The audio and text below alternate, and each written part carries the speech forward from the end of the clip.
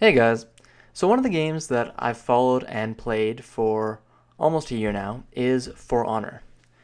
So most people have probably heard of For Honor. It's a AAA game designed by Ubisoft that takes elements from fighting games and applies them to a sort of hack and slash three-dimensional fighter. It's a lot of fun, but there are many valid criticisms leveled against the game. However, a lot of these are in the process of or about to be fixed. So I figured I might as well introduce For Honor to the channel and give you guys a quick rundown of what's changed since For Honor released with its terrible loss of players and very quick, basically reduction in player base and player count. So in the last almost a year since For Honor's release, For Honor's released several new champions. They released the Centurion, the Shinobi, the Aramusa, the Shaman, the Highlander, and one other guy that no one really cares about.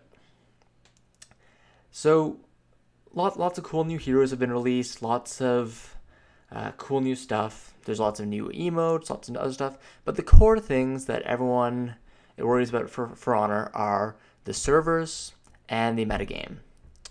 So For Honor is migrating to dedicated servers. That was one of the big things leveled against the game, one of the big criticisms, and they are in the process of migrating to dedicated servers.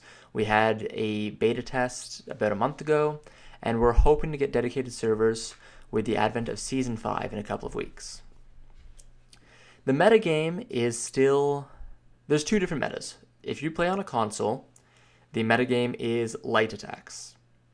As on console, light attacks are much harder to react to, and thus punish with parries, or even just block sometimes. Sometimes light attacks can easily just hit you. If you play on PC, the problem is the defensive meta, because on PC, light attacks are not only reactable, but parryable, quite easily even with tougher to see coming light attacks, such as Nobushis and Peacekeepers. So on PC, the defensive meta, it's received some nerfs, and it's gone through some changes, and we're hopeful that Season 5 will bring about even more changes and provide openers for a lot of heroes that don't currently have some. For console, there's not much they can do because of 30 FPS, but hopefully they tone down light attacks there and maybe use some changes to change how parries and other things work. But for the most part, I'll talk about PC on this channel, as I play on PC.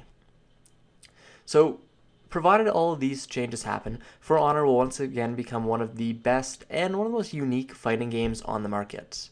There's very few other 3D fighting games right now that are popular, apart from Tekken and one or two other ones, just because 3D fighters are a somewhat niche genre. For people looking to get into For Honor, I would actually advise waiting until Season 5, just because if you jump in right now, you'll be against players like me that have played since release, and can really just dominate any new players. And that's how fighting games kind of go. If you try to join a fighting game a while after its release, you're up against the dedicated players that have been playing for a while, know pretty much everything there is to know about the game, and can just casually bend people over that don't really know too much about the game. Of course, there will still be bad players among those, but you won't learn too much from them, and you'll have to slowly work your way up.